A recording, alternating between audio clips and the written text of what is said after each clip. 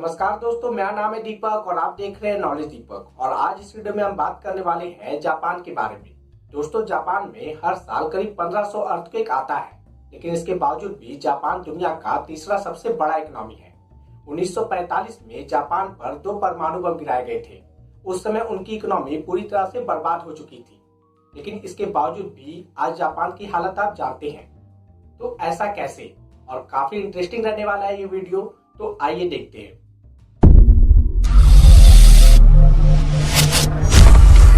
दोस्तों, Japan Asia के east में स्थित दुनिया का 61वां सबसे बड़ा देश है। इसके वेस्ट साइड में है सी ऑफ जापान, तो ईस्ट साइड में है पैसिफिक ओशियन। जापान एक आइलैंड कंट्री है और ये बहुत सारे आइलैंड से मिलकर बना है। जापान में 4 प्रमुख आइलैंड है जो कि जापान की 97% एरिया को कवर करती है। Hokkaido, Honshu, Kyushu, Shikoku. Japan की राजधानी टोक्यो है, जो कि जापान का सबसे बड़ा शहर है और ये दुनिया का मोस्ट पॉपुलस सिटी भी है। जापान इंटरनली 47 प्रीफेक्चर्स में बटा हुआ है। Prefectures is just like district. Japan का 2/3 भाग जंगल और पहाड़ों से घिरा हुआ है, जबकि जापान की एक छोटी सी जमीन एग्रीकल्चर के लिए उपयोगी है। जापान की टोटल पॉपुलेशन करीब 12.5 करोड़ है और ये एक होमोजीनियस ग्रुप है। यहाँ पर जाति, धर्म, भेदभाव ऐसा वर्ड देखने को नहीं मिलता है। जापान की मेजोरिटी पॉपुलेशन एक ट्रेडिशनल रिलीजन में बिलीव करती है, उसका नाम है शिंटो। वहीं बहुत सारे लोग बुद्धिज्म को भी फॉलो करते हैं और ये सिर्फ एक एस्टीमेट है। अगर फॉर्मली देखा जाए तो जापान में आपकी आइडेंटिटी धर्म के आधार पर नहीं होती है। जापान का नेशनल लैंग्वेज जापानीज है और यहाँ का लाइफ एक्सपेक्टेंसी बहुत ज्यादा है। जापान की पॉलिटिक्स इंडिया से थोड़ा डिफरेंट है।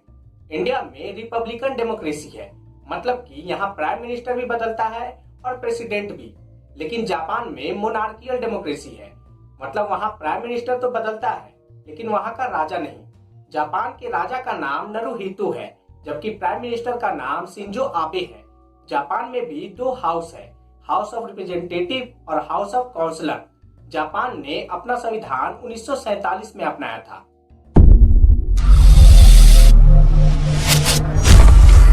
जापान की टोटल जीडीपी करीब $5 ट्रिलियन है, जो कि दुनिया का तीसरा सबसे बड़ा इकोनॉमी है।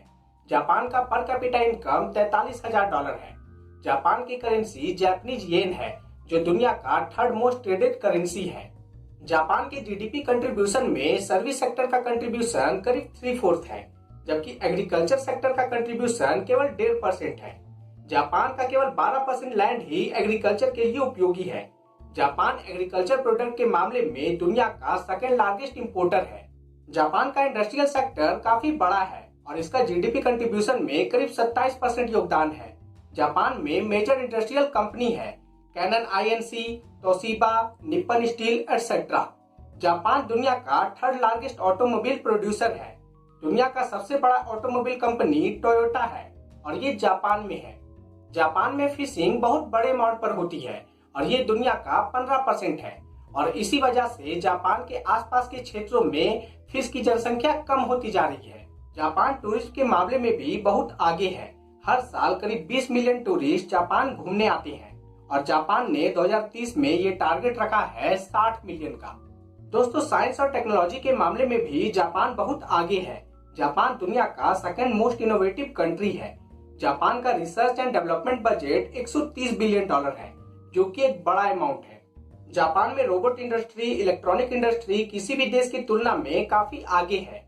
मोबाइल गेम के मामले में भी दुनिया का लार्जेस्ट मार्केट जापान ही है। जापान का अपना एक स्पेस एजेंसी भी है, जापान एरोस्पेस एक्सप्लोरेशन एजेंसी।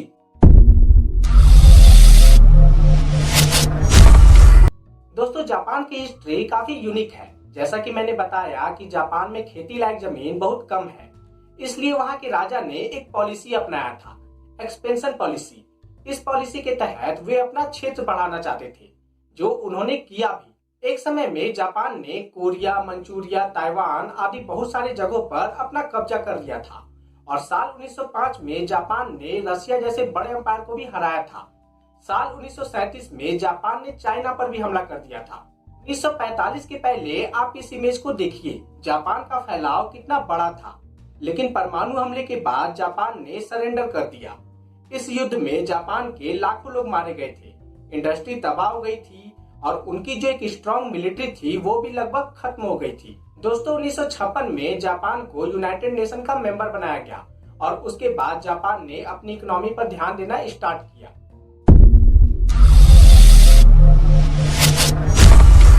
अब चलिए जापान के कुछ इंटरेस्टिंग फैक्ट्स जान लेते हैं। तो नंबर 1, जापान का लिटरेसी रेट ऑलमोस्ट 100% है और ऐसा करने वाला ये दुनिया का पहला देश है। नंबर 2, जापान को लोकली निप्पन भी कहा जाता है। इसका मतलब होता है सूर्य का निवास स्थान। दुनिया में सूर्य का पहला किरण जापान में ही पड़ता है। नंबर 3, जापान के लोग जानवरों को पालने के बहुत शौकीन हैं। यहाँ घरों में बच्चों से ज्यादा पालतू जानवर रहते हैं। नंबर 4, जापान में 4 नंबर की संख्या को काफी अशुभ माना जाता है। यहाँ नंबर 3 के बाद सीधा नंबर 5 आता है। नंबर 5, जापान का 80% पॉपुलेशन होन्शु आइलैंड में रहता है, जबकि जापान का 90% पॉपुलेशन शहरों में निवास करती है। नंबर 6, जापान दुनिया का इकलौता देश है जहां परमाणु हमला हुआ है। अमेरिका ने 6 और 9 अगस्त को 1945 में जापान के 2 शहर हिरोशिमा और नागासाकी पर परमाणु हमला किया था। नंबर 7, जापान में वेंडिंग मशीन काफी पॉपुलर है। इसमें आपको कॉइन डालने होते हैं और यह आपको noodle, soft drink, popcorn, Kurkure आदि आइटम दे देता है। जापान की हर गली में एक वेंडिंग मशीन है। नंबर 8, जापान में सुसाइड रेट काफी ज्यादा है। 30 से नीचे जितने भी लोग मरते हैं उनका मुख्य कारण सुसाइड होता है। नंबर 9, ट्रेडिशनली सुमो जापान का नेशनल स्पोर्ट्स है, लेकिन अभी करंटली में बेसबॉल जापान का सबसे पॉपुलर गेम है। नंबर 10, जापान के लोग साफ सफाई को लेकर काफी जागरूक होते हैं। जापान में स्कूल की साफ सफाई स्टूडेंट्स और टीचर मिलकर करते हैं। नंबर 11, जापान में कॉमिक्स बुक पढ़ना काफी पसंद किया जाता है। जितने भी बुक पब्लिश होते हैं उसका 20% भाग कॉमिक्स ही होता है।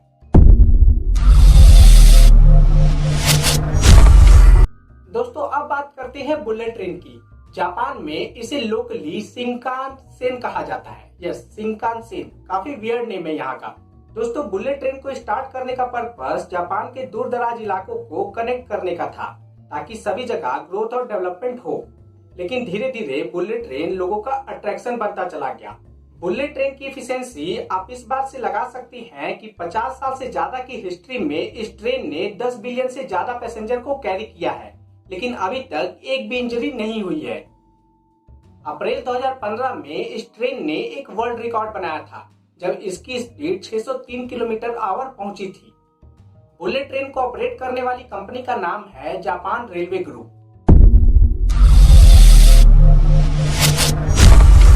दुनिया में जितने भी अर्थक्वेक आते हैं उसका 20% पार्ट केवल जापान में आता है। तो आपके मन में सवाल आता होगा कि आखिर जापान में ही इतना अर्थक्वेक क्यों आता है। तो देखिए, अर्थ का अपर पार्ट कई सारे प्लेट से मिलकर बना है। दुनिया में बहुत सारे प्लेट है, कुछ मेजर प्लेट है तो कुछ माइनर प्लेट, और ये सारे प्लेट कंटिन्यूअसली अर्थ के सरफेस पर फ्लोट करते रहते हैं। तो जहां 2 प्लेट का मीटिंग पॉइंट होता है वहां कंपन होती है और यही अर्थक्वेक का कारण होता है।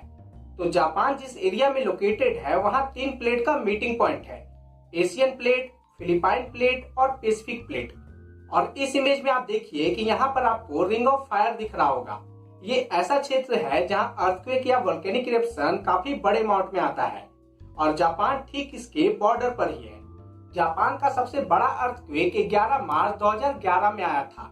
इस अर्थक्वेक में करीब 16,000 लोगों की जान गई थी, जबकि जापान को $360 बिलियन का लॉस हुआ था।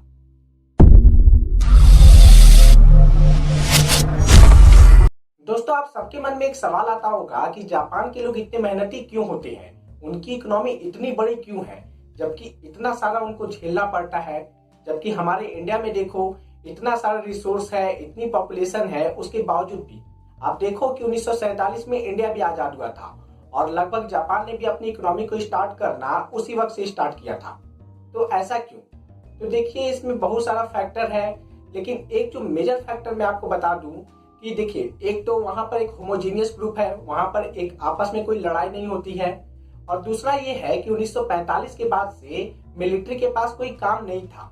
तो मिलिट्री में जितने भी लोग थे वो नॉर्मल लाइफ में आ गए और मिलिट्री के लोग आप जानते हैं कि वो कितने डिसिप्लिन होते हैं, और अगर वो किसी काम में उतर जाए तो वहाँ डिसिप्लिन वो कितना मेंटेन रखेंगे, और कोई भी काम में अगर डिसिप्लिन आ जाए तो वो कितना आगे बढ़ जाता है, ये किसी को छुपाने की बात तो है नहीं। दोस्तों ये एक्स्ट्रा इन्फॉर्मेशन मैंने दिया है, दिल की बात बताई है, लेकिन ये इन्फॉर्मेशन काफी इंपॉर्टेंट है। डिसिप्लिन अपने साथ मेंटेन रखिए। तो दोस्तों फाइनली इस वीडियो को खत्म करते हैं। आई होप आपको ये इन्फॉर्मेशन अच्छा लगा होगा। वीडियो अच्छा लगे तो वीडियो को लाइक करना, अपने फ्रेंड के साथ शेयर करना, और चलिए अगले वीडियो में एक नए टॉपिक के साथ आते हैं। तब तक के लिए थैंक यू।